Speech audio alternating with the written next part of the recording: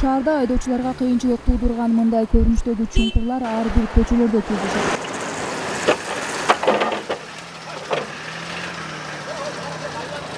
Бир чуңкурдан качам деп экинчисине түшкөн айдоочулар көп чыгымга учурайт. Унаалары бат-баттан бузулуп, устаканадан башы чыкпаган айдоочулар жолдун убагында оңдолбогонуна нааразы болушту. Зыян тартат, баллондор кетет, дискалар кетет.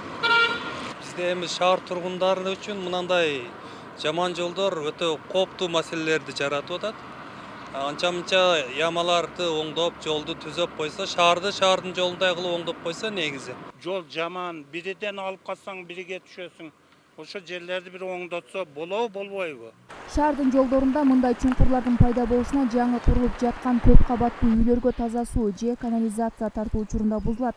Бирок келишимдин негизинде кайра оңдоого келгенде көпчүлүгү милдеттерин толук аткарбай коет. Өзүбүз чаап, өзүбүз бүтүрөбүз, кепилдик берип атпайбы?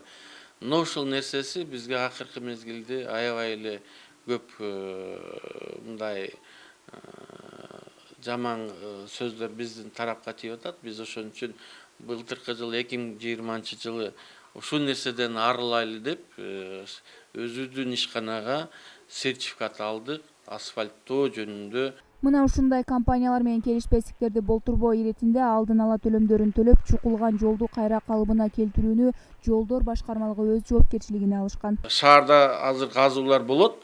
Бул эмнеге уруксат беребиз? Бул суу, водоканал эгерде экстренный баягы суу чыйып кетсе уруксат беребиз. Андан кийин ТЭЦке беребиз, РЭСке беребиз бүгүнкү күндө. Андан кийин биз уруксат бердик пока.